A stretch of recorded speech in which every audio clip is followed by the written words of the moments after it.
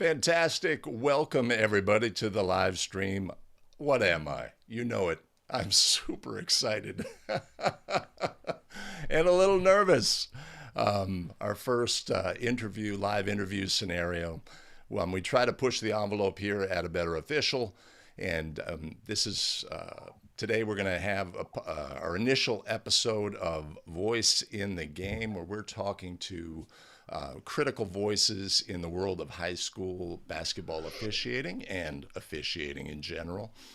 I'm super excited to be here, and I hope you are as well. Really want this this presentation that our fantastic guest is going to give to really provide a lot of value for young basketball officials who are looking to improve and want to know the path that can really ensure that success.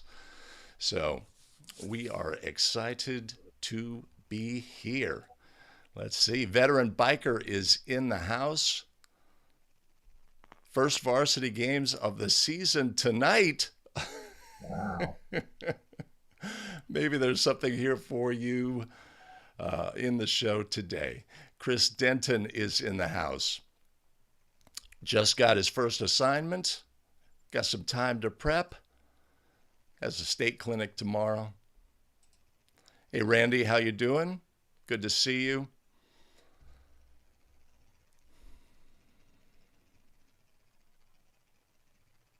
'22, '23, wow. Veteran Biker is off-ball violations. I don't think that'll necessarily be the what we're covering today. Give me just a second here.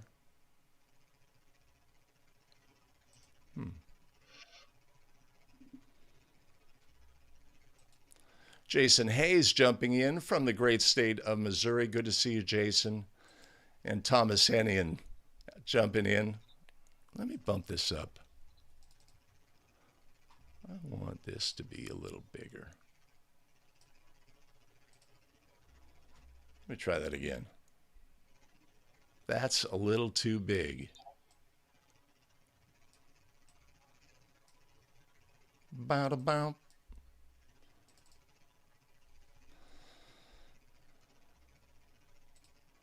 Gregory Handy jumping in from the great state of Alaska. Wow.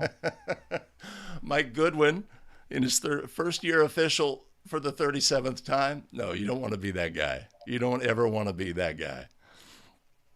That's a joke for sure, coming from Mike. All right, fantastic. Give me just a second here. Make sure I have stuff going. It's always great to get that first assignment, even the first scrimmage, just to see and obviously this year is a little different for most. I know for me, after taking the previous season off, for me, it's going to be, very exciting to get back out on the court. I'll be doing that on Saturday. Good morning, Steve Baum from Long Island. Awesome. Glad we can be of help. I'm going to bounce that one more time. A little too big. Let's try that. Marcel Bingham here in the South Bay. That's not big enough. I'm just struggling here to get the right size. I'm going to go with that. Tremendous. Uh-oh. Mike Connors from Tampa joining. Al Kennedy. Excellent. Good to see you. Bright and early. You can help me through this process. Again, I'm super excited to be here and do the interview thing and present voices in the officiating community who can provide value. And we've got a great guest today. I have no business to handle other than to say, if you have a question for our guest, we'll have Q&A at the end, but if you have questions during the broadcast, put them in the chat, but proceed with the letter Q. It makes it easier for me to find, and I can collect all those, and we can go through those at the end. The Zooch is here from Missouri. Excellent. And of course, we are super excited to see you Gerald Mazzucci. Tremendous. Okay.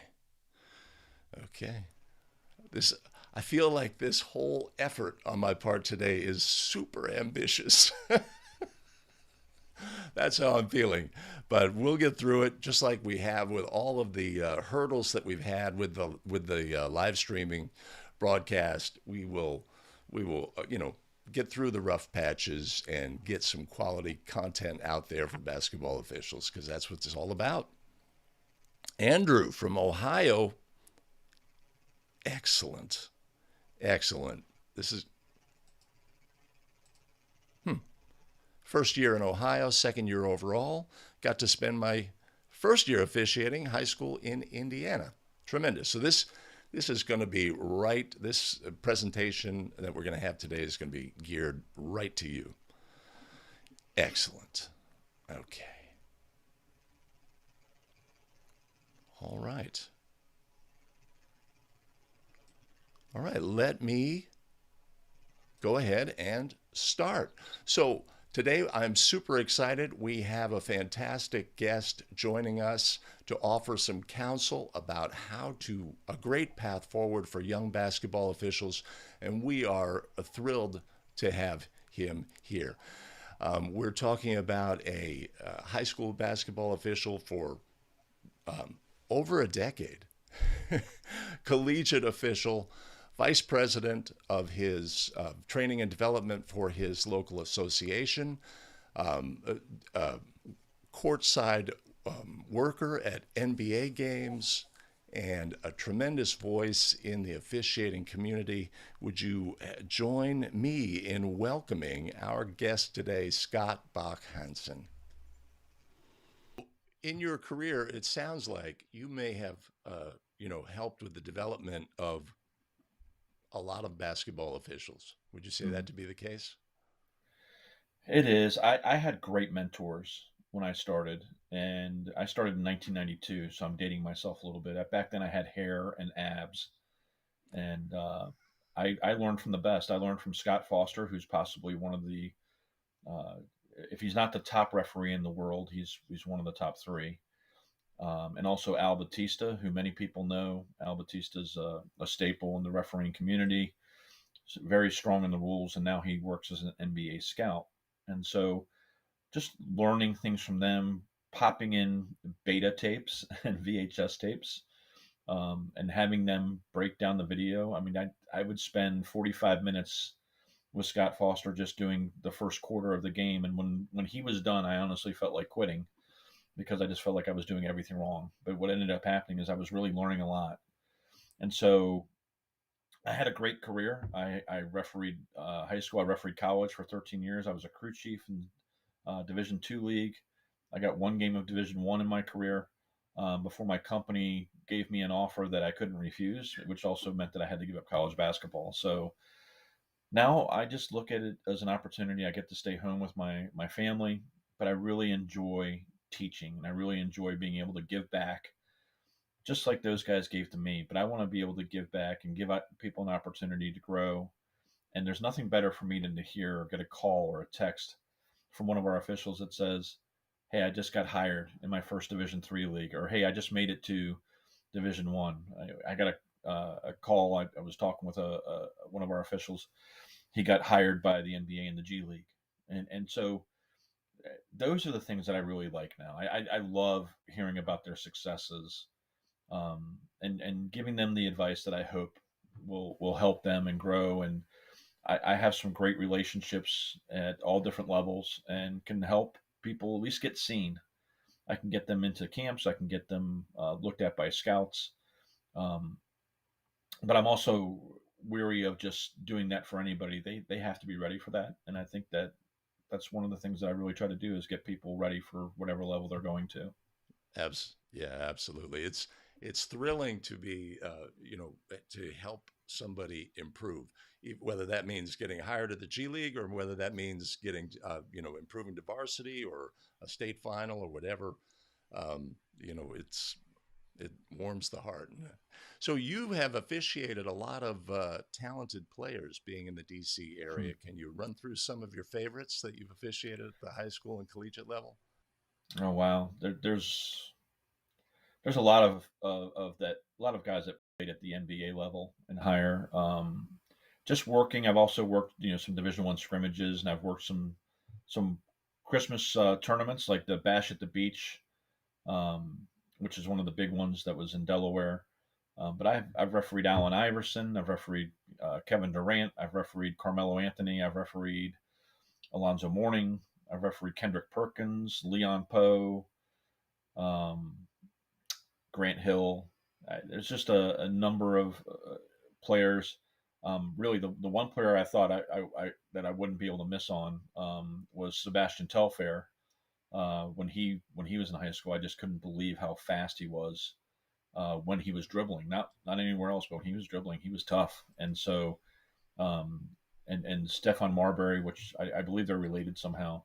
I actually got a chance to referee a game with Stefan Marbury in the DC area at the Georgetown Kenner League. They had a big event one day, and it was just he scored 73 that night, and it was fantastic.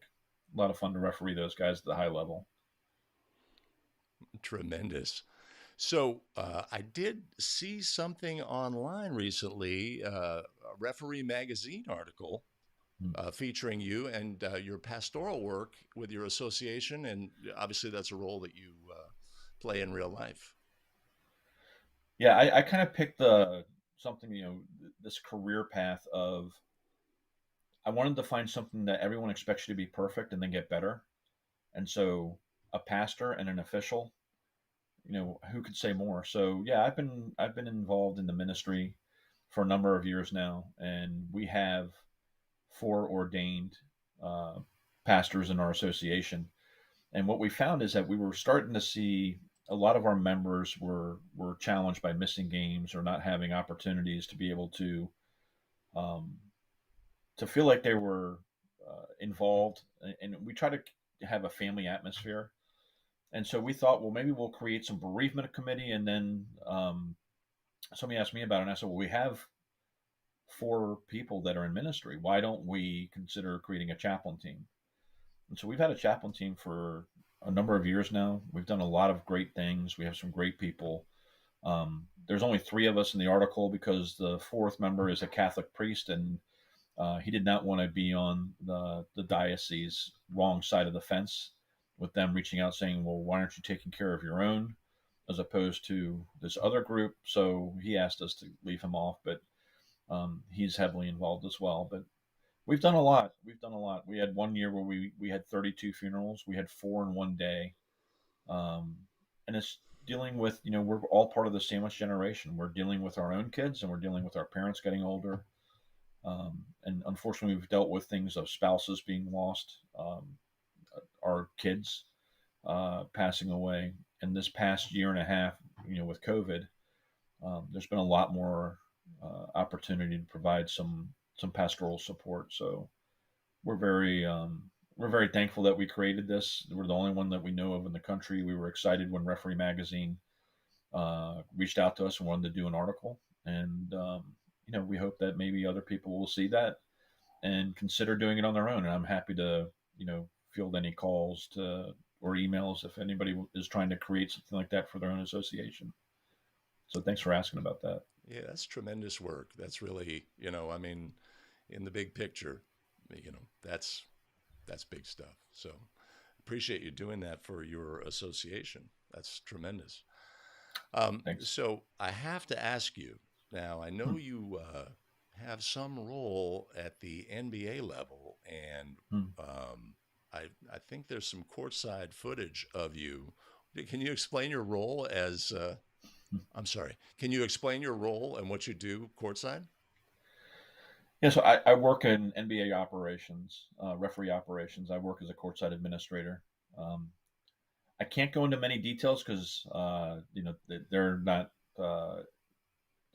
interested in having me share specifics about the position. But I basically support the officials with the replay equipment, and I get to see the greatest athletes in the world run up and down the court. And more important to me, I get to see the greatest basketball referees up close and hear what they say and see how they do things. And it's just it's an amazing experience to be able to do that, and to also be able to have relationships with some of them, some long term before I had this position, and some growing as well. So it's been exciting. That sounds exciting. You get to watch NBA action from courtside. I mean, Yeah, how much of those seats right across from you? they have a comma in them. That's all I know.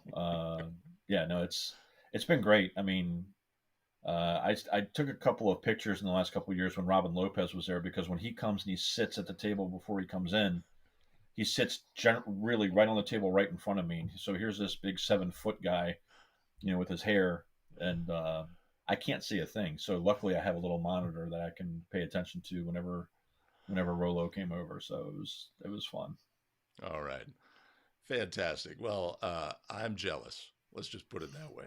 Sounds like a great venue, great opportunity for you. So Thanks. let's get started and get going with the presentation.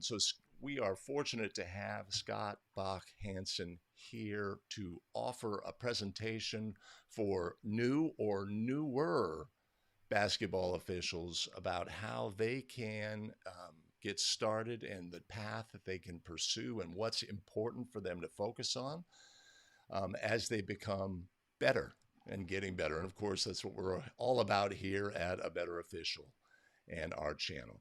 So, Scott, welcome and take it away. All right. So yeah, I created this position, or this presentation, a couple of years ago when I started getting a lot of questions about just that question. I'm new. How do I get better? And so I started putting some pen to paper and some thought, and talked to some other people who I respect, and just said what would you put in this presentation? So the first thing is, we got to make sure that we have three things, and the three things that I think is really important for anybody to get better in anything that they want to do is, number one, you have to have a passion to learn. If you have a passion to learn, the doors can open. There's an opportunity that you'll be able to receive some wisdom from officials, but you have to want to learn. That's the key thing. And then you have to realize it's going to take some work on your end, but being a student of your craft is really important. Second, you'll have to learn how to filter information in and out. Listen, not everybody gives great advice, right? I mean, let's face it, but everybody wants to help. We're all independent contractors. We're all interested in wanting to learn. But sometimes we get information that's just not great for us specifically. Maybe we have a mentor that we trust more, and somebody else is telling us to do something completely different. Just learn how to filter that in and out. The answer always is, "Wow, I didn't think about that. Thank you so much. I'll have to put that in my game." And then you figure out what you want to put in. So you filter in and out. The third thing, now I didn't have to really deal with this too much when I was in my 20s and 30s, but staying in shape. You have to take pride in your appearance. You have to take pride in your ability to stay in shape. It's more important today than ever before. I've seen officials with 8 to 10% body fat that are told that they need to lose 20 pounds before they can be considered at a higher level. So you really need to take care of yourself if that's what your goal is. Okay, and again, it's also just going to help you be healthy and be able to live a longer life. I mean, look, when we first refereed, when we signed up for this, nobody told us, that we were going to have to pull on these really cool polyester pants and a tricked out striped shirt, and we were going to have to wear these black shoes, especially the old running refs. And I'm dating myself, that weighed like 6 pounds. And then they were going to shovel a whistle in our mouth, give us a rule book to understand, and then we had to go run a 5K. And by the way, everyone was going to yell at us. How many people were signing up for that?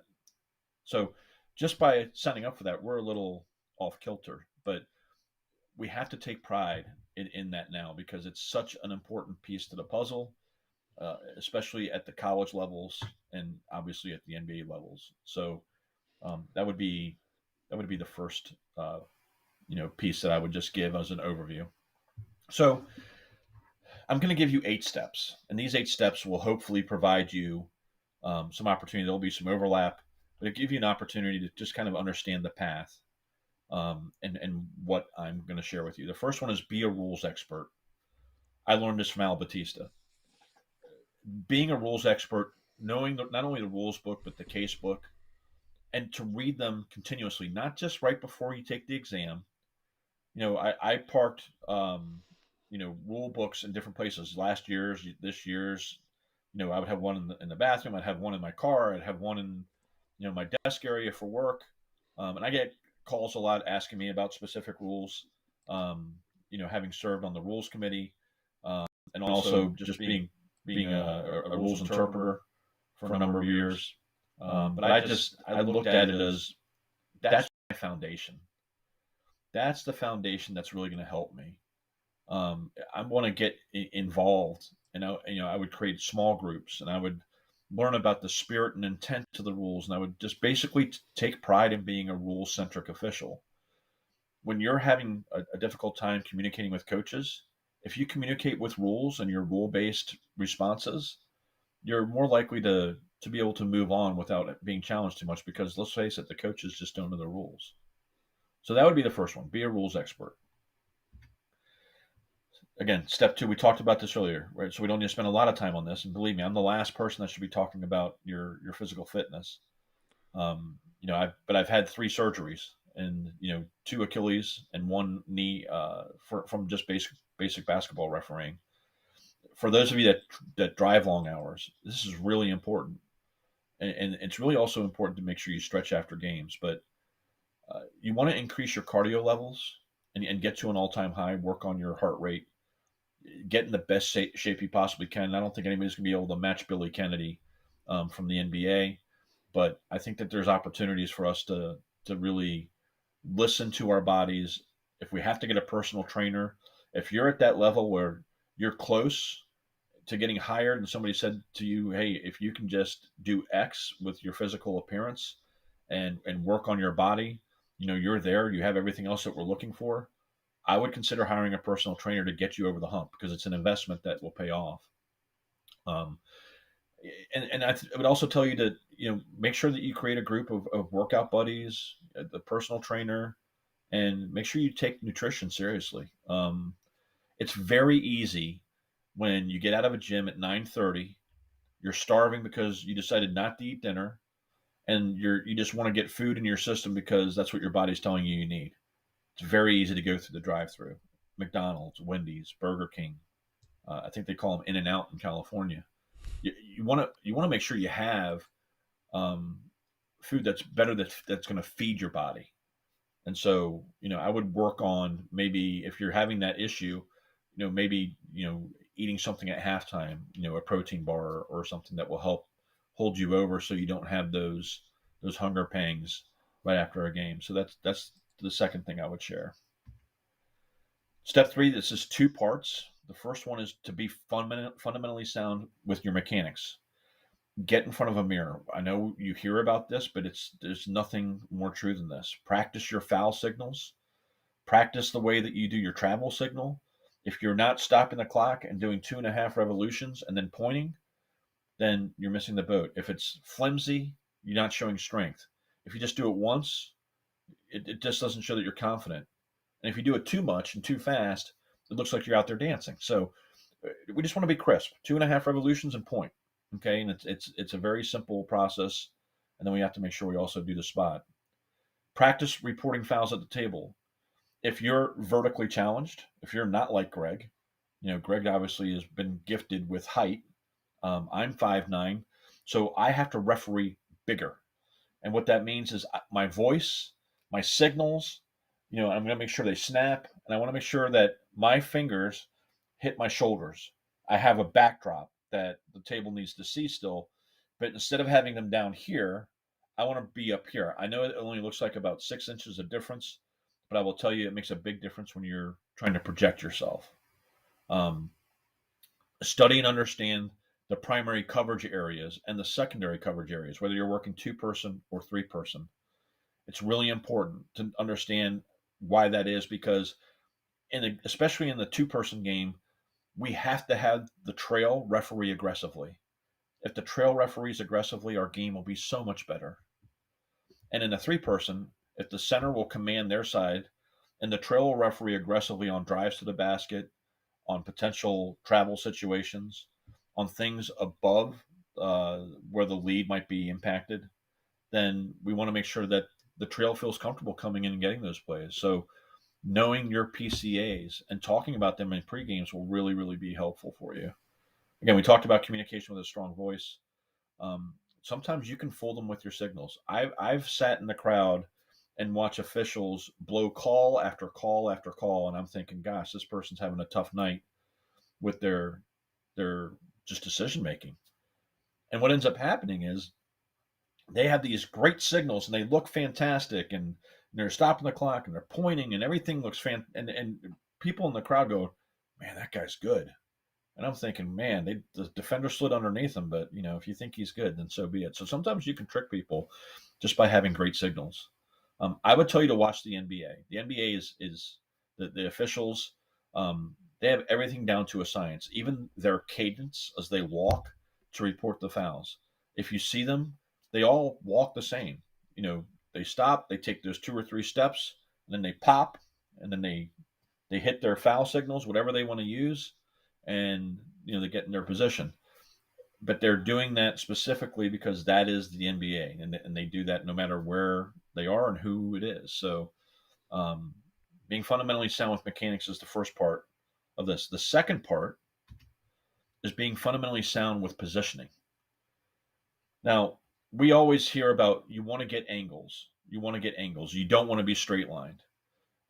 It's really important to understand that. And what we're teaching now is a lot more what we call sideline oriented, especially for 3-person. We don't want our trail out on the court where the volleyball line comes in. We want our trail to be on the sideline or within a foot or two of the sideline, and to be able to work down and actually look back through the play. Yeah, you might get beat once or twice, but you're not going to get beat on the normal every play situation in the front court. We want to move with a purpose to officiate. We also want to understand active and passive matchups. I'll give you just a brief tidbit on that. An active matchup, this is where you have somebody closely guarded. Now, we don't have the shot clock in Virginia yet. It's coming. But if you have a closely guarded count, that would be considered an active matchup. If you have a screener that's right on top of the defender, then that is also an active matchup, just not the first A1, B1 active matchup. That would be a B1, A2. So when you're thinking active matchups, that's when our focus goes right in on the matchup. Okay. A passive matchup might be where we don't have ball pressure. We don't have a 5-second closely guarded. So what we want to do is we want to understand big picture officiating. We want to be able to be in a point. This is why we trail the play. And for those that have been to camps, you might have learned 4 to 6 strides to the right or to the left of wherever you are on the court of the A1 player bringing the ball up. And the reason we do that is because we want to be able to see screens coming. We want to be able to see if there might be a trap coming, and that way we don't get on top of it. Because I've seen too many new officials get ahead of the dribbler. They get ahead of the dribbler in the front court, and they start looking back as they're doing their 10-second count, and now here comes a trap, and they get surprised. And maybe there's contact, and because they get surprised, maybe they miss the call. Whereas if you stayed back and you had big picture officiating, you'd be a lot more opportunity to be successful. The last thing I think is really, really important for all officials, and if you're not doing this, whether you're in your 37th year or whether in your second year, you want to start doing this. This is called front foot, back foot. Front foot, back foot. And so if you're the lead official, we want you refereeing on your back foot. And what that means is your feet can be slightly apart, 1 foot in front of the other, but we want your weight on the back foot. And the reason why that is we want the lead to receive the play. We want the lead to be able to see the play. And if there's a chance that there's a little bit of contact and we start going up, we might be able to hold our whistle for that fraction of a second longer. And that can make a big difference on whether that kid gets his third foul or not on very minimal contact. So we want to see the whole play. We want to have good positioning. We want to have good depth. We want to make sure that we keep our angles as a as a lead official, we don't want to shrink our angles, which is what ends up happening a lot of times if you're new. If there's a drive to the basket, we see new officials going towards the play, right? And so what we do is we shrink our angle. Now there's a kick out and then there's a crash and we have all kinds of stuff happening and we're right on top of it. We can't see it. So it's going to be really important for us to make sure that we stay on our back foot and receive the play. And we just might do this and say, oh no, I don't want to do that. I mean, we've all been there, right? But it might give us that little bit. So referee on your back foot, receive the play. Now, if you're in trail or in three-person trail and center, we want you refereeing on your front foot. And again, that's because we want aggressive trails and centers. We want aggressive trails and centers on rebounding fouls. We want aggressive trails and centers with traveling violations that might be right on top of the lead. We want to be aggressive on passes to the corner. And if you're talking to your pregame, who's taking the crash, who's taking the pass in the corner? If you're bailing out, and a lot of times we as officials like to bail out. We don't want to get beat down the court. So we bail out too quickly and it ends up costing us because we didn't stay with the play. And now we feel like we're too far away to be able to come and get a whistle. If you're refereeing on your front foot, it keeps you engaged. It keeps you engaged where you can come in and get that foul. It keeps you engaged where you'll be able to come in and help your partners. Whereas if you're refereeing on your back foot and trail, you're more interested in getting down the court so you don't get beat. So we got to get out of this mentality of being afraid to get beat. Okay, that's one of the big things. Just one more thing on big picture officiating that we talk about. When we first start out, we're always taught to referee the defense. That's not necessarily, bad advice. But as you progress, really the first thing that you should do is pick up the pivot foot, and then you can referee the defense. Once you know where the pivot foot is, it will help you. What I see a lot is we do a lot of poor things with traveling. We call traveling when it's not a travel, just because it looks goofy, and we didn't pick up the travel. We didn't pick up the pivot foot. We like to call travels on the Euro step. We like to call travels on after the dribble is gathered. And it usually happens in a girls' game. The reason why is because, let's face it, girls are more fundamentally sound for the most part. And they do that step through where they lift their pivot foot. We immediately go travel. And the reason why is because we're taught by the rule, before I start my dribble, if I lift my pivot foot, before that ball's released, it's a travel. Well, what happens after the gather? Just because you lift the pivot foot doesn't mean it's a travel. It's a travel when the pivot foot returns to the court. So just keep those things in mind when you're doing big picture. Get the pivot foot first. That will really help you. So step 4, this is just simple. Work a lot of games. And what I mean by that is don't be afraid to work rec games. See more plays. You're going to see more plays that will help you with opportunities to be able to get those plays right when you're in scholastic games. For the most part, when you have your first goaltending basket interference play, you're going to get it wrong. You're either going to overreact and call it, or you're going to miss it and go, oh crap, I missed it. So just being able to work more recreation games, especially if you work in some men's leagues, some higher level leagues, it will train your eyes. The more plays you see, the better chance you have for success.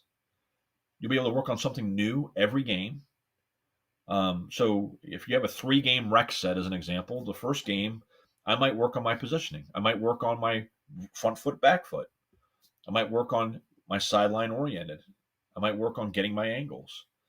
Game 2, I'm really going to focus on my mechanics and how I report the fouls and make sure that I'm keeping them at my shoulders, that I'm using my voice, that I'm snapping my signals.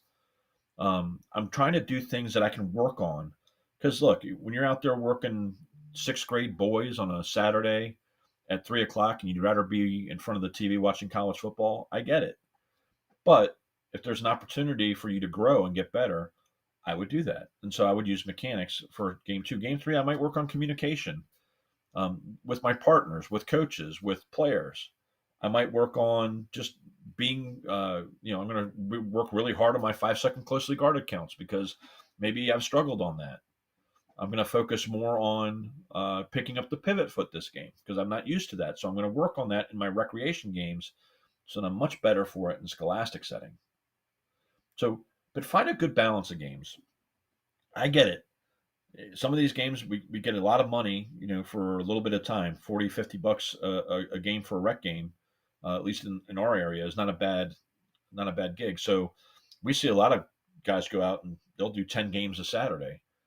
I'd say let's be careful with that, okay? Because I think what ends up happening is you could burn yourself out. You also leave yourself susceptible for injury. So keep that in mind as well. But but work hard in the recreation games because you just never know who's watching. I always like to tell the story about Leroy Richardson. Leroy Richardson's an NBA referee. He's been an NBA referee for over 26 years, 27 years now.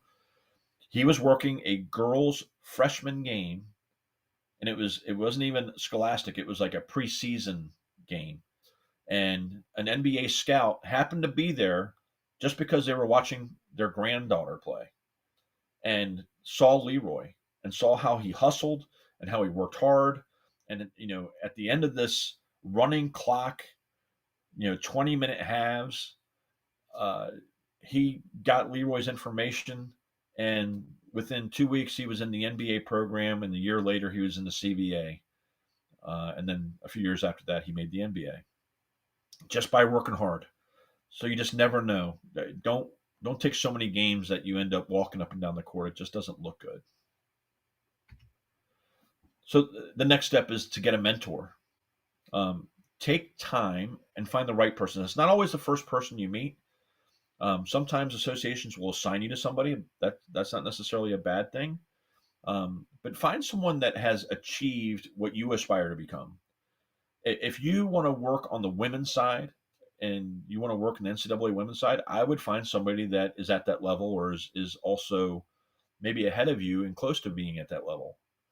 If you want to work with somebody, if you want to work in, the NCAA men's, if you just want to be a really good high school varsity official, which by the way, there's nothing wrong with that. Um, Find somebody that is established that will help you with that. Stay after your non-varsity game and watch the varsity games. Or if you're not working and there's a varsity game, go to the varsity game. Sit in on the pre-games. Again, this is the filter in, filter out stuff we talked about earlier.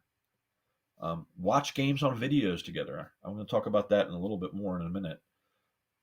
But you'll start developing a relationship, and it's okay to have multiple relationships. And groups are good. And as a matter of fact, in Cardinal, in my association, IAABO Board 255, I'm completely revamping our mentor process because I feel like the one-on-one mentoring, it leaves to be desired. The success rate is usually small because one of the two is not as engaged. One of them, the schedule doesn't work out. They never work rec ball together. Um, there's always this talk at the beginning of the season, and that's it. We might see each other at a meeting and wave. And so we're creating groups. We're creating these pod systems like small group ministry, where we're going to have 5 or 6 mentors and 10 to 15 mentees in groups. And that way we'll have a better success for maybe our varsity officials being able to get there early to watch a non-varsity official. And then we'll have more opportunities for dialogue in those groups. We'll also send video clips and other things, but that's a different presentation. So, but it's okay to have multiple relationships. But here's the big thing. You have to be proactive with your mentors. Don't wait for them to call you. Okay. You have to have some skin in the game. The skin in the game is that you have to reach out. And by the way, and I say this kind of tongue in cheek, but I really do mean it.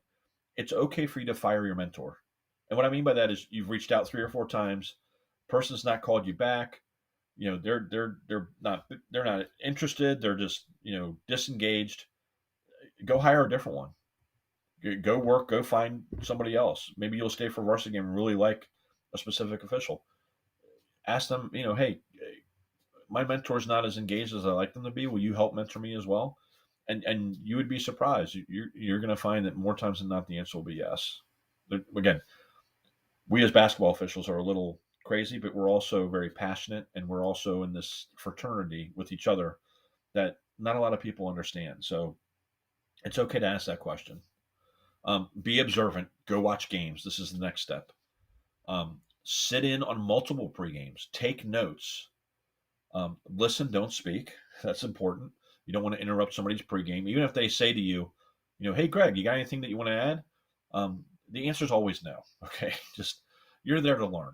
Okay, you can talk with them afterwards if you see something that maybe they missed, but learn what others are saying not only during the pregame but going to halftime. Halftime is such a great opportunity, and as a crew chief, when I go into the locker room at halftime, I always ask my crew first. All right, guys, what are we seeing? What are we seeing? What have we called? What haven't we called? What do we like? What do we not like? What have we established? We haven't called hand checking yet, so let's not throw that into the game unless it gets really bad. We've had 3 illegal screens, and we've had one hanging on the rim on one side, so we got to be careful. If we have that on the other side, we have to make sure we call that as well. And also, coach from the home team is warned. So these are the things we talk about at halftime. I would take notes of these things. Attend the post game conferences. Make sure that you're learning. You can hear what they're saying. And at the post game, my question to the crew is, what could we have done to be better? What could we have done to be better tonight as a crew? And sometimes you have to pull the answers out. Sometimes you have to make suggestions. Like guys, gosh, I really hated that backcourt call I had. I think the ball was tipped, and I wasn't 100% sure. I probably could have gotten eye contact with you to maybe help me on that, but I made the mistake. Those are the kinds of things that will really help you develop as an official as well. Just being in those conferences and seeing how people handle those. Sit in the stands with your mentors or other veterans or even observers, and just especially if you're new. The gentleman who's I think he's new in Ohio, second year, came from Indiana. I would highly recommend that you sit in the stands with veterans, especially state level officials. Maybe there's a college official in your association. I would sit in the stands and just be a sponge. Just you're probably trying to think, well, why did he call that? Could he have let that go? What is tower philosophy? Maybe you can pick their brain about understanding advantage, disadvantage. There's a lot of different ways to go when you're sitting with somebody who's got experience. So be a student and ask questions. Again, filter in and out what you want or don't want for your own development. But you want to see commonalities among crews, especially crew chiefs. Most crew chiefs say the same things. They handle the things the same way. They run the game. They manage the game in a certain way. And you could be somebody that's really strong in rules, that's focused that way, or you're really strong in your communication skills. And if you watch them, they might be completely different personalities, but they run the game the same way. So that would be a key thing for your development as well. So step 7 is watch game video. Watch yourself on tape. And I put tape because, again, I'm dating myself. But learn how to break down a video. I'm going to talk about this a little bit more on the next slide. You want to see plays from multiple viewpoints. If you can, watch the video with your partners. Watch the video with your mentors. Watch with somebody that is ready to help you. We have this saying, watch to improve, not to approve. I'll repeat that. Watch to improve, not to approve. Again, I would bring these VHS tapes and I would plop them in, and Scott Foster and Al Batista and some of the other guys that had much more experience, they would basically hammer me on positioning and how could you see that? You're straight line. Why aren't you moving? Why didn't I mean, by the time I was done, I wanted to quit. But I found that it was a much better opportunity for me to get better.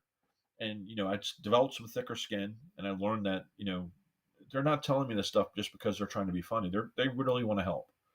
And so finding somebody that will help you, they won't just say, "Oh yeah, that was a good call. Oh yeah, that was a good call." That's important. I didn't put this in a bullet point, but I would say this: if you have a high school game that's a 32-minute game, and so maybe it's 42 minutes on your huddle streaming or YouTube. If you're watching that game in less than an hour, you're doing it wrong. You should be watching plays, rewinding them, looking at it. If I was in this position, what would I have had this? What else is going on that maybe I missed? Could I have let that play go? Could I have let my partner handle that play? And you're going back and forth on plays. Generally, I will tell you, an 8-minute quarter, which might be 12 minutes on the video, unless there's timeouts, they're probably going to take me 25 to 30 minutes at least. So for me to break down a full game, and I break down videos for our officials, and we chart calls, it's going to take me probably 2 hours. Um, but I want to be, really, really focused on making sure I'm succinct in my information. Be open to criticism. Um, Not everybody can handle this well. Look, if I couldn't handle it well, I probably wouldn't have refereed after that first or second year. Um, Chart plays with an open mind, calls and no calls, and then ask yourself this question: how can we get better? What are some of the things that we could do that will help us get better? And I would write it down in a notepad when I chart my plays. You know, missed this call, could have stepped down a little further, um, could have been more sideline oriented. Those are the kinds of things that we want to put. Excuse me. So, step 8, go to a teaching camp. If you haven't been to a teaching camp, I would highly recommend it, especially for the newer officials. For those of us that are in our 30 plus year, um, it may be a little different. But I would still say go to a teaching camp if you haven't been in a while, because you're going to learn new techniques. You're going to learn about sideline oriented and active versus passive matchups and secondary screeners, and those kinds of things that we're now teaching at our camps. So you want to focus on your development. Ask a mentor or somebody at your association about the best teaching camps. Okay, I can't say this enough. You don't want to be somebody that's not even a varsity official and show up at the Pac-12 or the Big Ten or the ACC officiating camp to be evaluated, because they're not there to train you. Now, you may get some training, but they're not there to train you. They're there because they're evaluating officials to hire. So if you were going to go for a job and it required a PhD and all you had was a 2-year certificate from a junior college, you're not even going to get the interview. So why would you waste your $400+ to go to a camp out of at that point? Go to the appropriate camp. Go to a teaching camp. Go to a 3-person teaching camp. Make sure that you're seeing things. Talk to people who've been to that camp.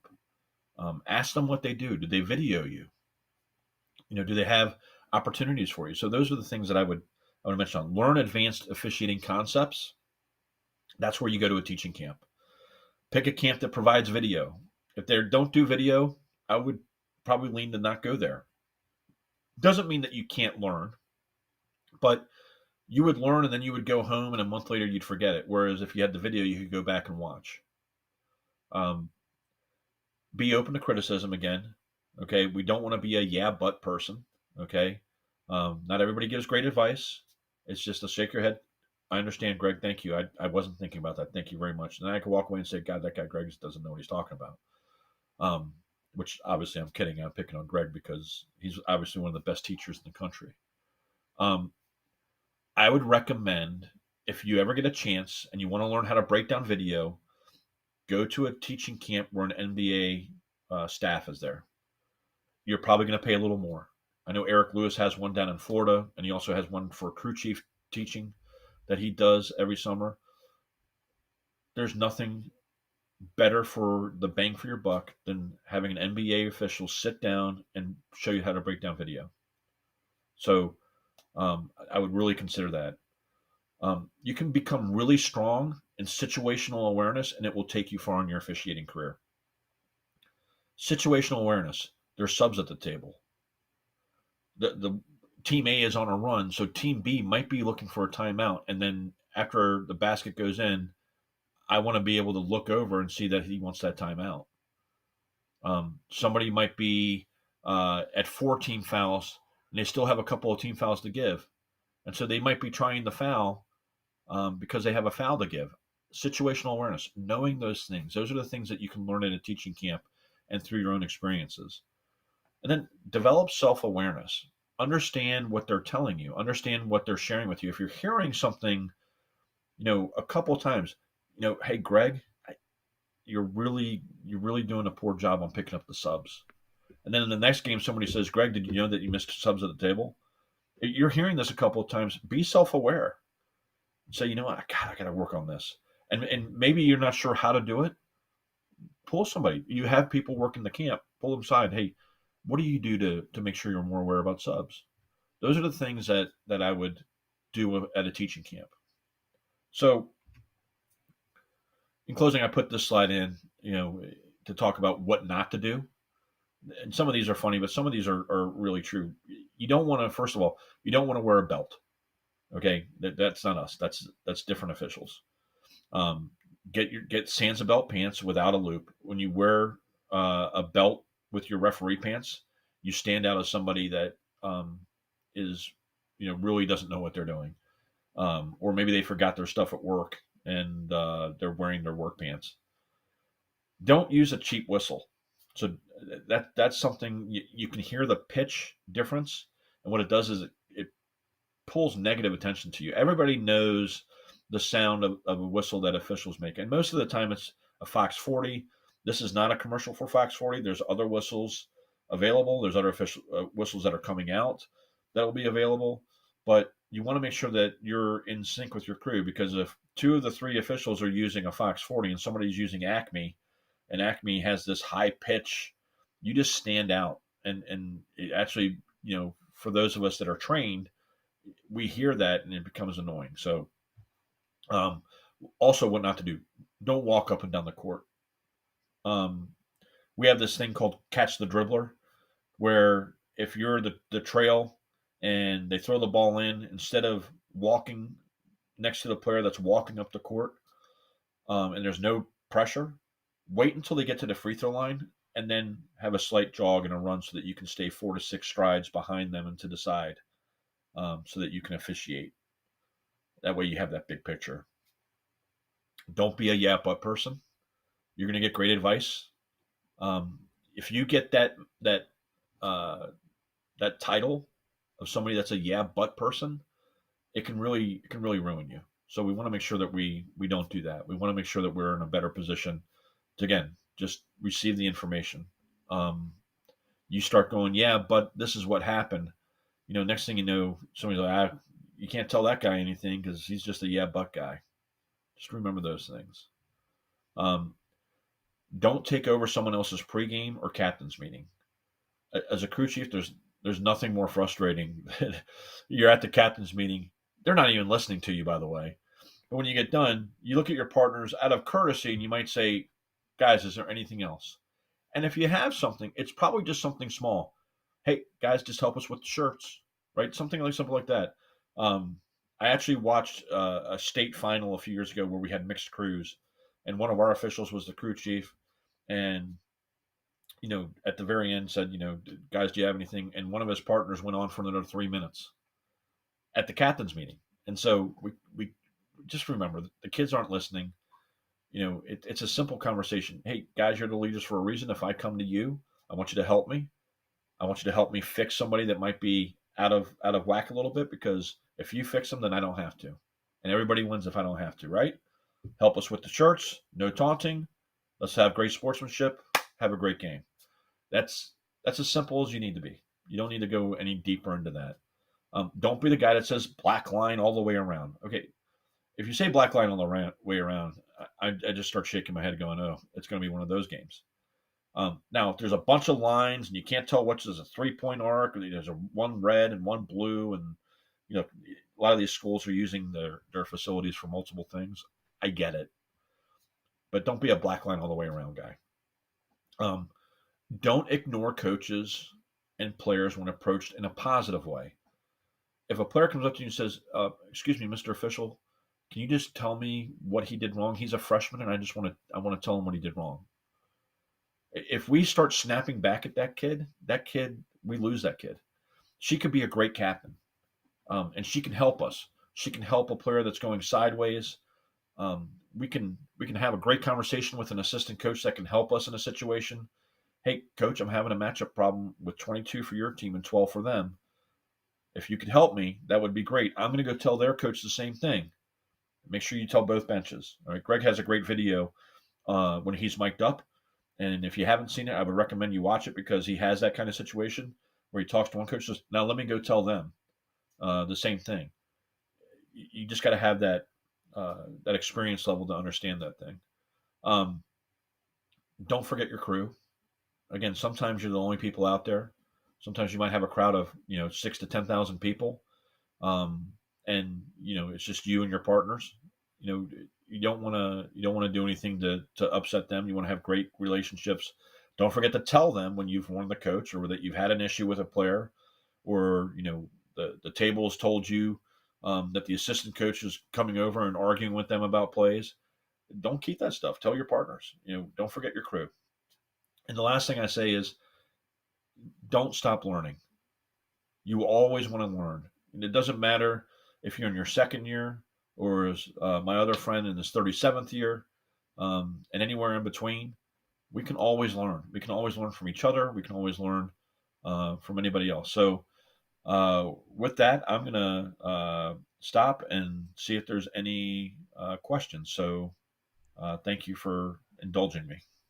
Thank you, Scott. That was phenomenal and just packed with quality information for young officials. And when we say new officials, I'm new. Of course, I'm newer, right? New official is, can span the first year, second year, third year, right? As we develop as to be the high school basketball official that we'll become. Yeah, Greg, you bring up a good point. It could also be that you're new to whatever level it is. As you move up, you go from JV to varsity. You're the new guy again, and then you go from varsity to maybe junior college or Division 3. You're the new guy again. You move up to Division 2 and Division 1. Guess what? You're the new guy again. So every time you move up, you're the new guy. I learned a trick a long time ago from Tim Comer, who works in the ACC. It was my first game in Division 2 conference. I was 25 years old, and I could see the coach was sizing me up.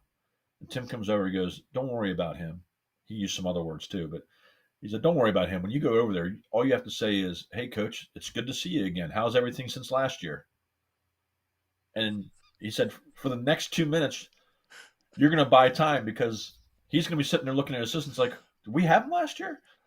You bought yourself some time. So, but you're always going to be the new guy as you move up. Don't forget that. And so we have to be patient with that sometimes. Indeed, indeed. Hey, I got a great question for you from Jason Hayes, and it's focusing on you know being able to filter information. How can we best filter that information? You're a new official. Everybody seems like an authority, right? I worked with this guy that night. He said one thing. I worked with this guy. He said, et cetera, et cetera. How do we develop that filter? So it's a personal thing for you and where you're at. I mean, I was in a situation in my third year where I was working varsity games. I was working some junior college and Division 3 games. I was 24 years old. I was about to go to camp and I get hired in Division 2. And this high school varsity official who, I respected and I didn't want to say anything negative, but I knew this guy hadn't been at a camp in a long time. He hadn't heard some of the same things I heard. And he said, every once in a while, it's okay. Instead of using your right fist, use your left fist when you call a foul. And I'm thinking, okay, that has no bearing on what I'm looking at. But instead, I said, "Oh, wow, I didn't really think about that. Does it matter on which side of the court you're doing that?" And he walked away and gave me my information, and he thought that he was giving me great information. I just filtered that out. I mean, honestly, it was something that I realized that for where I was in my development, and I was getting feedback from NBA referees. It was more important for me to just kind of follow what I felt to be true. So you'll know if you're not sure, filter it in until you realize that it's wrong, and then filter it out. But you'll know when you hear some things that the information may be out of bounds for what your personal situation is. But again, you always want to be positive. You don't want to come across as that guy, because then somebody that does care will hear about that you have this attitude and they won't share it with you. Yeah. Yeah. I mean, we have to understand the process as well. Older officials, more experienced, are trying to teach new officials, and they are eager to do so almost always. That's the Yep. nature of the community. And what we want to do is recognize that dynamic. And it's going to happen, like you say, at all levels, right? I'm going to get information from a more veteran official, and and I want to receive it. And maybe my cup is only so big, and some of that information flows over the side. I can't perceive it. I can't process it. It doesn't mean anything to me. Um, but I want to accept that and keep that process, that flow of information coming, and don't not do things that get in the way of that. Hey, we got a great question here from Danny. What's an example of a pregame conversation to get the crew on the same page? Right? You know, as a new official, what would you counsel? Well, you can go a few different ways, but just giving you one example might be how you referee the pass and crash.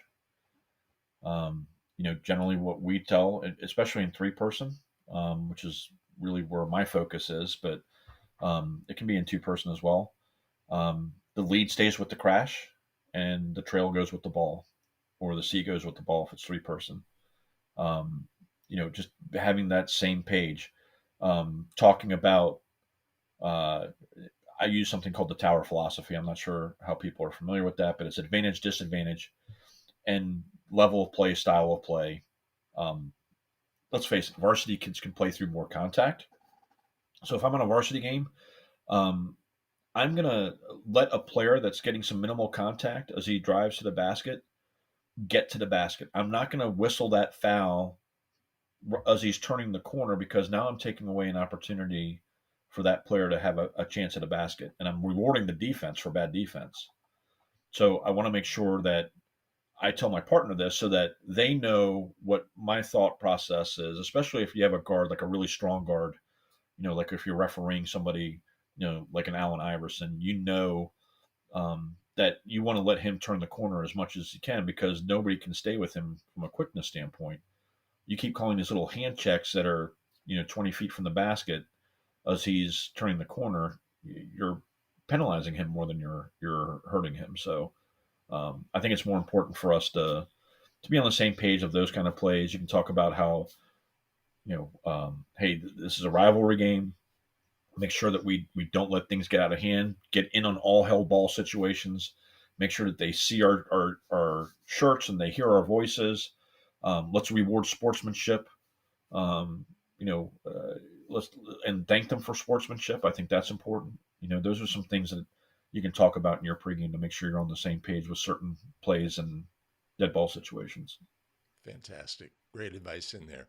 Hey, Mike Goodwin has one. In a crew of two, is trail supposed to be sideline oriented like in a crew of three? You mentioned the sideline orientation being a focus. Sometimes I think some officials that's like a new concept to them. Mhm. Yeah, Mike, great question. The answer is not always. Obviously, you have a lot more court to cover, especially on the far sideline, above the 3 point arc and free throw line extended. So no, the two person we're going to have them more over. But I would tell you if the ball's on that side of the court where the trail is, getting the trail in a sideline oriented situation will help you. That drive to the basket. I just want you to picture yourself on the court. If you're out on the court, out by that volleyball line, and the drive starts right in front of you and goes to the basket, you're looking right in the middle of the back. So you're going to have a hard time seeing those fouls that are coming in from the front. But if you're sideline oriented, you can at least protect that side. If I'm over here on this side of the court, I can at least protect that side of the basket. But if the players are on the other side, again, the key thing is move to where you can see. Um, and we don't want to just hug the sideline in two person. So it was a really good question, Mike. Thank you for asking that. Yeah, two person is the Wild West. We have to Yes. go where we have to go to officiate plays, but I'm a big fan of the sideline orientation and getting below shooters. So we are on the same page in our pregame here. Good. That's good. We can work together then. Hey, Mike Connors has, what is the philosophy on situations where the lead is beat on a breakaway to the basket contested by, or A1 is on a breakaway defend?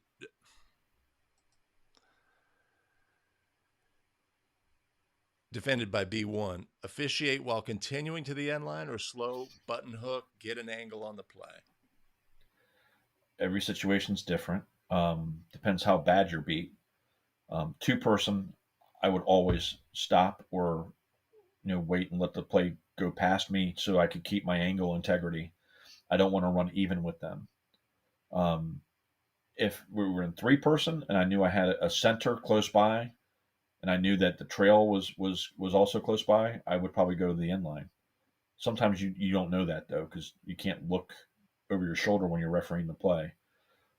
So I would try to keep the best angle I could, and sometimes that means I stop, and sometimes it means I don't go. I've heard philosophies in the camp setting both ways, by the way. I've heard people say, "What are you doing? You always run to the end line." And I think that to say the word always or never is a little difficult when you're dealing with fluid athletes running in a sports situation. So it depends on where you find yourself. If you find yourself that you're um, too far behind the play, then just stop at the free throw line, extend it as if you were the center on that side, and watch the play to the basket. And if there's no foul, just get yourself back into the right position. What I will also say is if it's three person, you're the center on the other side, and you see your partner is beat, and maybe it's me and Greg. All right, more than likely Greg's going to beat me down the court. So I would be running, but Greg would get on his high horse because he's going to help protect me as much as he can. Yeah, it's a great point. Except, yeah, it's a great point because we have to recognize what is going on with our crew, right? Mm-hmm. If our crew is not whole, right, we have an official who's in a weak position because of rotation situation or what have you. We need to recognize what's going on with our crew and put the crew first and do what's best for the crew, and maybe extend when they're weak, or or be slower with our whistle if we are the one who's weak. I'm not in a good position. I know my center is. If there's a foul, he'll come get it, etc. Yeah, That's a Greg, great that's a point. good point. I just bring up one little play that just it reminds me when we have three person mechanics, you have that throw in that might be below the free throw line extended. Remember, National Federation, the lead doesn't handle that throw in.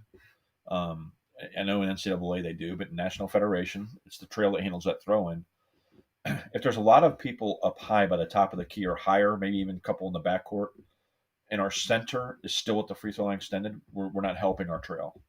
We want our center to work a little higher to be able to protect, so that let the trail bounce the ball and then get back to where they need to get to. Sometimes that can be a lot further than we expect. So thanks. Excellent. Hey, Thomas Hennion has a question. Talking to players to get them out of the lane or stop hand checking, good or bad? Talking players out of violations and situations.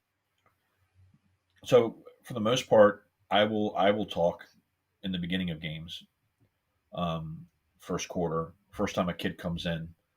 Um, but I'm also not there to coach them or to teach them how to avoid a foul or a violation.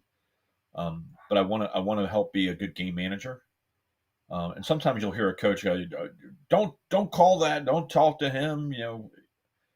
And for me, it's just easy. Look, hey, if we don't talk to some of these kids, we're going to be here all day. And it's not just your team; it's the other team. So, but for me, in the first quarter, hands off. You know, get out. Those kind of things to help the game move. I always like to have one of the things I always talk about in my pregame is let's see if we can get the kids in a flow. If we can get the kids in a good game flow, the first half may take care of itself for us. The third quarter after halftime may take care of it for us. So, but after the first quarter, um, I'm not gonna keep warning them, right? I'm not gonna keep drawing the line in the sand. I might give them an opportunity once or twice. I might say hands, and then as soon as he puts the hand back on, I'm gonna hit it. Um, and then the coach goes, "Oh, come on, that's ticky tack." I told him once already. So, but I'm not going to go through that 4, 5, 6 times. It's just one warning. Just like there's no warnings for bad behavior in February. If a coach or somebody jumps off the bench at a foul call and screams something, there's no warnings in February for me. So Hopefully Yeah, that helps. excellent. Hey, I have a question. Well, I have two questions. First of all, $50 a game for rec league games. Can I like come like stay at your place and work some of those 10 Yeah. game sets? That's Yeah. that's Well, pretty and rich compared to what we get around here. Walter now lives here. Your guy from your area. He said that he's got an in-law suite that you're more than welcome to stay at. So we'll have to work on that. So tell me more about the pod system of training. That sounds super valuable. And you said that it mimics the what they do in the NBA. Yeah. So the NBA, the way they train things is just it's so second level, next level that people can't comprehend it. But so for our pods, what we're doing at the high school level is we're getting a facilitator, all right, somebody that is engaged with technology, somebody that understands how to pull clips, somebody that knows how to create a Google spreadsheet and put schedules together. Um, and then in that group, we're going to have an independent observer. We'll have a few members of our ERC, which is what we call our executive rating committee. These are our state level officials that help me evaluate transfers as well as officials that want to move up to varsity. So, and then we're going to have a handful of varsity group. That's the pod from the mentoring side. On the mentee side, we'll have our non-varsity officials. We'll have our applicants. We also have swing officials in our association. That's somebody between the non-varsity and varsity. So they may get 5 to 10 games of varsity, but they'll also get mostly non-varsity games, freshman and JV. And then we also have our first year transfers that are in there. It doesn't matter if they're varsity or not, because it's just as simple as having a phone call like, what door do I go in? I don't even know where the school is. How do you handle this situation in your association? We want to have answers for those people so they're not out there in the dark, or doing things the way that they were doing from their old association. So the goal for the facilitator is to pull clips, to be able to send little quizzes out. We're creating a Google sheet where we can have our non-varsity officials plug in their schedule so that the mentors in their group can go in and look and say, oh, this person has a game at Robinson High School. Well, I'm at Robinson that same night. I'm going to get there early and watch that official.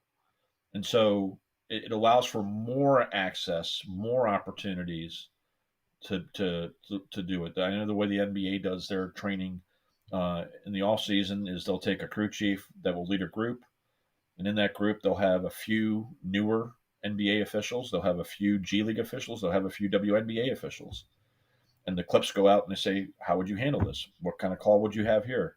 What would you recommend?" And it's a great way for them to give feedback. They get on a Zoom, and they run their group, so it's been healthy for them. And I mean, I don't need to reinvent the wheel. I'll just steal from them and use something similar and kind of develop it the best I can. That's absolutely a skill we have to have is we are stealing all the good stuff. We are always Yeah. stealing the good stuff. Well, Greg, you do a great video on backcourt fouls for three-person and switches. And we were looking at trying to create our own. We were going to pull clips and everything. And I saw that you had already done it. And I said, well, why were we doing this? Which is why I reached out to you. I don't know, it's just 3 or 4 years ago, and said, "Hey, Yeah. Greg, can I use this video?" And you're like, "Yeah, let's do it." And so now I just share that video with anybody that's new to varsity or getting trained in three-person. We send it to our campers prior to. Hey, if you're not sure how to do backcourt switches after fouls, watch this video. It's well done. And so there's those opportunities that I think that we can help each other just forward the game of basketball. Some people out there want to have subscription based stuff, and you know that's fine. I'm not upset at them for that. But Yeah. for me, I just want to give back. Phenomenal. And yeah, super valuable content. Hey, Jason Hayes asks, and everybody wants to know about the Inadvertent Whistle podcast, and will it be coming back? It's funny you mentioned that. I thanks, Jason. I just talked to Adam the other day, and we are going to put together a couple of episodes here soon. Um, it's a fun thing for us. We talk about our pet peeves, how to handle certain situations. We talk about dealing with coaches. We, get some mail from people, and so there's been more people asking about it in the last 19 months, and we didn't really have it except for maybe one episode about a year ago. And so I think we're going to get back into at least having 1 or 2 episodes a month relatively soon. So thanks for asking. I'm glad you're one of the 6 people that like it. Oh, that was a great podcast. Hey, Mike Connors asks, do you incorporate the principles of the Tower philosophy into your training programs? Are you brand new officials? Are you bringing those concepts in? Absolutely. I can't get enough Tower philosophy. Oswald Tower was way ahead of his time. And, if you're an IAABO member, you hear it, you know it, you live it. You probably have heard it in some type of presentation. And it's a great philosophy to understand the speed of play, the level of play. Um, again, uh, plays that you might call in a freshman game, you may not call in a varsity game. The speed of the play. The varsity kids play through more contact. The size of the kids. Advantage, disadvantage. Yeah, there was contact, but did I really need to call that because I took away an opportunity, or was a player, put at a disadvantage? There's this new thing that players are doing. I'm going to talk about this in the first podcast, Jason. So when you hear it, you'll hear me talk about this. I have a pet peeve that we don't call hand checks when the defender uses the back of their hand. We only call it like this. But if you look at it, these players, if somebody's turning the corner, if the defender puts the back of their hand on the ball handler's hip and won't let them turn the corner, they're throwing off their rhythm, speed, balance, and quickness, their RSBQ. So we want to make sure that we get that, because if we don't get that, they think they can do it the whole game, and then the game just goes to crap, and we put ourselves in a bad spot. So I'm imploring all officials, please call that back of the hand check when they're trying to get around the corner. And if you haven't heard about that, the next time you work, you'll see it because every kid's doing it. Yeah. Yeah, the first step is identify it, right? Because it's really an extension of the forearm at that point. Yeah. They're because it's they can firm up their wrist and Well, reroute. we look at the points of emphasis, and they talk about the hot stove, and they talk about the extended arm, they talk about 2 hands, um, but really the biggest culprit is the back of the hand on the hip, and it should be called a foul every time. A veteran biker has emphasis here has been on coaches and their conduct. What is your advice on this pre-game brief? I assume maybe in a meeting with coaches. How do you, how are you going to handle a pre-game meeting with coaches and try to set a So tone? it's different for. I'm not trying to pat myself on the back, but when you have credibility with coaches, you tend to be able to have communication that's different, right? It's a little difficult to have, um, for me to share with you what I would say to a coach versus what somebody that's newer should say to a coach. But here's what I would tell you. I watch a lot of video. I go to and see a lot of games. I observe a lot of officials and evaluate them at different levels. We let the benches get away with way too much. And it's gotten to a point where we're almost scared of what it's going to look like if we warn that coach or call that technical foul. I've shown videos to our officials about what we should allow and what we shouldn't allow. I worked for a great guy in John Holt when I worked in the West Virginia Conference. I was a crew chief of his in NCAA Division II men's side, and he had 3 simple rules. Number 1 was if the clock is running and the coach is outside of the box complaining about a call, Scott, if you won't give him a technical foul, don't worry about it. We'll hire somebody who will.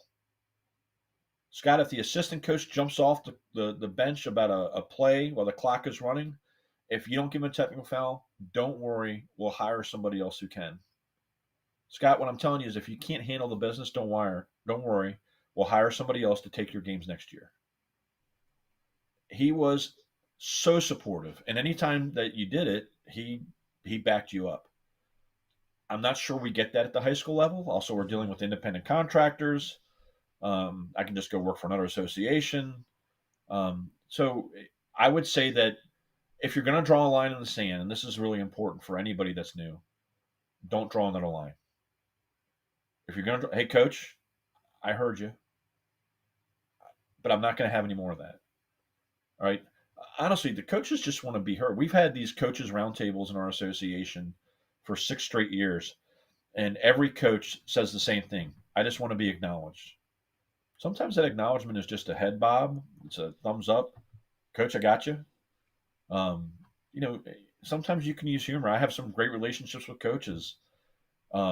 Where he might, like I have one with, I'll just say his name is Andrew because that's his name. And Andrew will say, Scott, how did you make that call? I go, oh man, you should have heard him in the locker room. He told me how he was going to try to screw you over today. Just messing with him. But I was using my humor because I have that relationship and I have that credibility.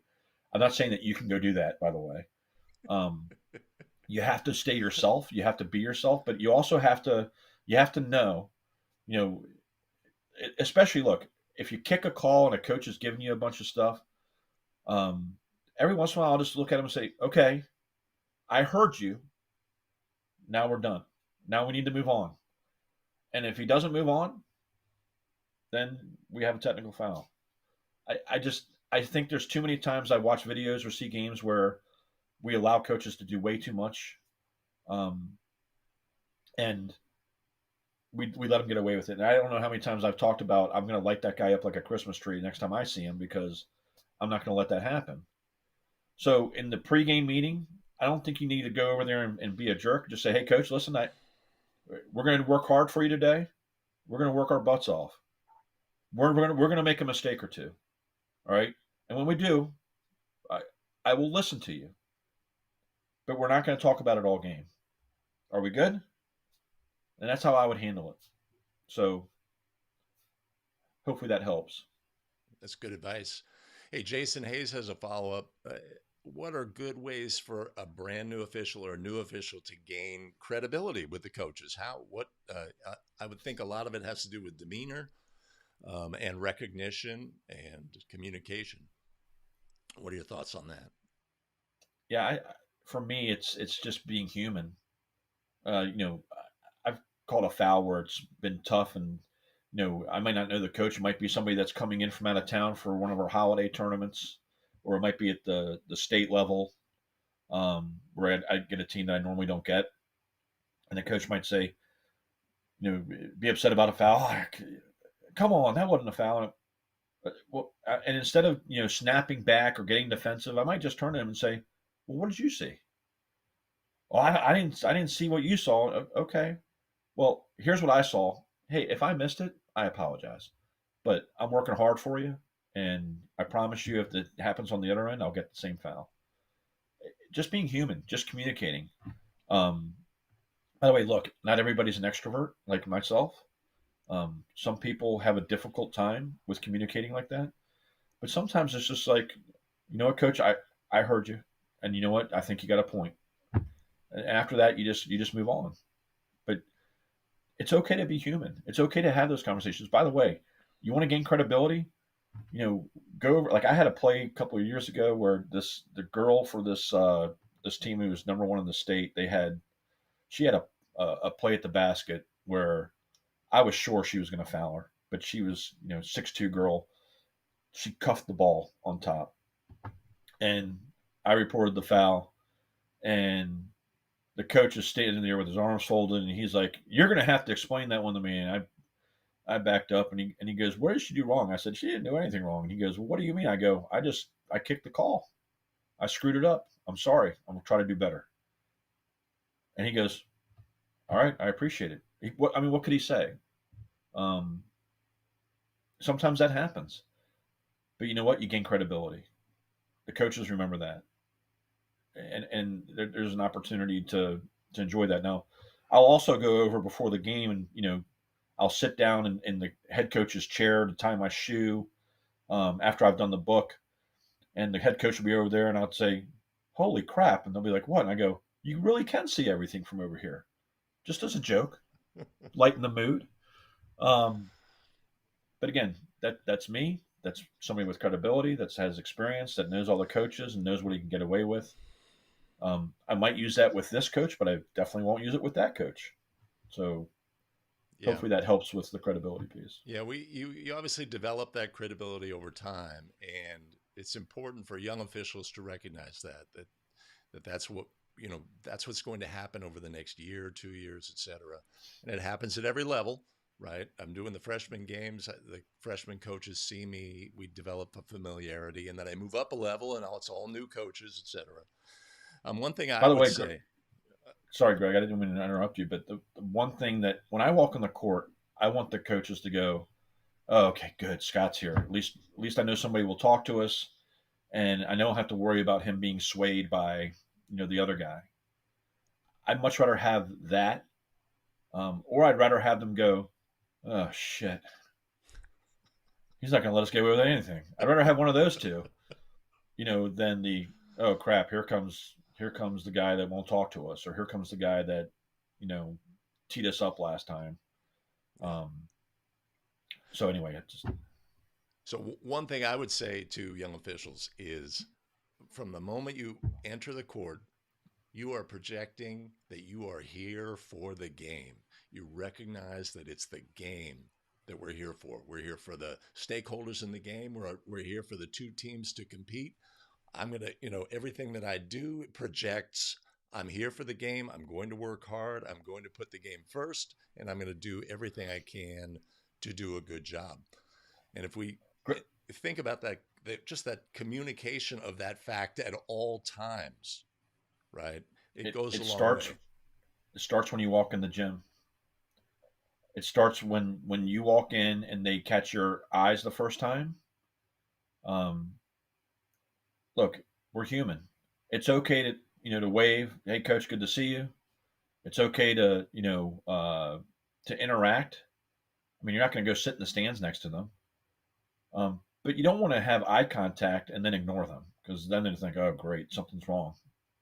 You want to just be like what you would normally be.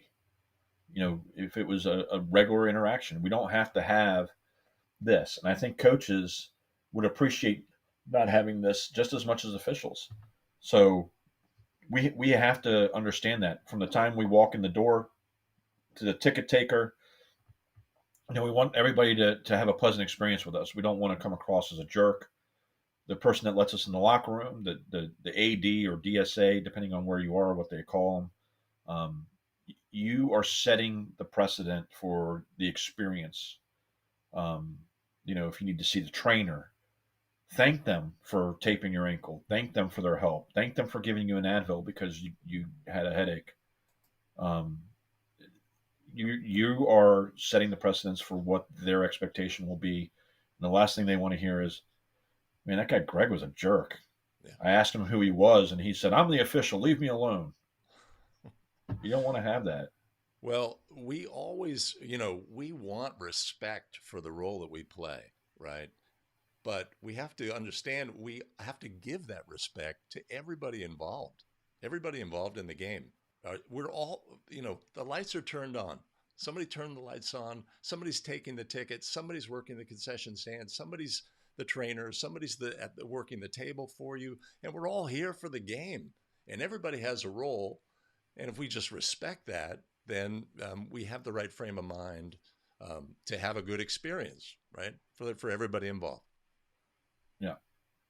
Hey, Les O'Connor is asking your thoughts on the use of a stop sign with a coach. Do you think it's helpful, not helpful? When would it be appropriate? Early on in my career, I think when you're a JV official, freshman JV official, middle school games, you learn how to give technical fouls and you learn how to draw a line in the sand, use the stop sign, and those things. I think once you become a varsity official and higher, you learn how not to give them. You learn about the art of officiating. You learn about how to communicate your way out of those situations. But you still have to have the ability to manage the game. So early on, I used the stop sign a lot. And I remember a coach telling us one time in one of our coaches roundtable that he felt it was the most disrespectful thing in the world. I'm just asking you a question. Now, he may not realize how he's asking it, But what everybody sees is this. And so when that happens, the entire gym realizes that, oh, the official's had enough and he's upset about it. So I learned a different philosophy. When a coach is coming after me about something, instead of putting up a stop sign, I'm going to actually backpedal and I'm going to put my hands up. Whoa, whoa, whoa, coach. Hey, we can talk about this. I'm taking a more defensive look because now it looks like the coach is coming after me. So now if there's an issue, it's the issue's on the coach for acting out of character. It's not about me being hell bent on getting the coach now because he's pissed me off. So I want to make sure that I'm not using this. Okay. I feel like there's times I've had a couple of situations where I had a playoff game a couple of years ago where a coach was going after one of my partners, and honestly, rightly so. My partner made a bad call, and between the first and second free throw, um, he was still going after him. We had subs coming in, and before the ball was put in play, I was opposite. So in our world, the calling official goes trail table side, but I was opposite of center. And I blew my whistle to my partner, and I just looked at the coach. I said, "Hey, coach, we heard you. That's enough." And it wasn't a stop sign. It was just like, "We heard you. That's enough." And I was just giving him a chance. It also told him that we were at a line. Don't step across it because it's going to hurt you. And again, this is a playoff game where at the end the kids are turning in their uniforms. Yeah. I want to do what's best for the game and for the kids. Just because a coach is upset about a call, maybe acts out of character, doesn't mean that they're a bad person, but they also need to be told when it's enough. Yeah, you make a great point with where you're a younger official and you're assessing tees and giving warnings and things like this because you just don't have the tools in the tool belt for the game management and how to manage coaches because you don't have the reps, you don't have the experience, right? And that's one of the things we just have to recognize going in. I'm going in without a lot of tools. I know one tool I have is a technical foul. I know one tool I have is a warning or a stop sign or what have you. And then as we gain experience, we have realized, okay, and we stole that. I saw Scott do that, and I'm going to steal that absolutely, and I'm going to try to incorporate that into my game, and what Yeah, have you. there's So, there's dangers with that too, right, Greg? So look, as a crew chief, I also want to protect my partners, especially my newer varsity officials or my younger guys and gals. I want to make sure that hey, if the coach, just like in that situation, this was this person's first playoff game. They made a bad call. It happens. I mean, I haven't had a perfect game yet, but I'm not going to let the coach undress my partner as a crew chief. It's my responsibility. So I want to protect the game. I want to protect my partners. It doesn't mean that my partners can't handle themselves, but I'm there to make sure that they get protected. Now, sometimes they just have to do what they have to do. They have to get a technical foul. There's easy ones to call, but I'm not going to let the coach, you know, go through with that. I might even switch and put me table aside so I'm by the coach, where I can just say something simple like, "Hey, first time you had a playoff game, were you nervous?" "Yeah." "Okay, she's nervous. Give her a chance. She'll be fine." And sometimes that's all it takes. They just want to be heard. Again, I can't tell you how many times I've heard that. We just want to be heard. We just want to be heard. Okay, coach, I hear you, and here's what I have to say. And usually we move on from that point. fantastic. Hey, Scott, I am going to wrap things up here, and I cannot thank you enough for joining us today and offering your expertise and helping young officials on a path for, a strategy for how they can do all of the things to make the improvement. I would say to everybody, there are links in the below to both first the article in Referee Magazine about Scott's pastoral work with his association. There's also Scott's Twitter information available there as well. And Scott, thank you so much for joining us today. You're welcome. You're welcome. And Brashawn, I saw your question. Send me a note in Twitter, and I'll respond to you there, buddy.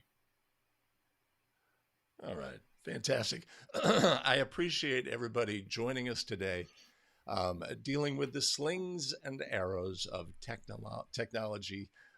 This is a new format for me, the interview format. So we have some things to work out. And I'm all about trying to push the envelope and get better so we can have great quality content. And I appreciate everybody joining us today. I am going to sign off now and thank you, everybody, and have a great day.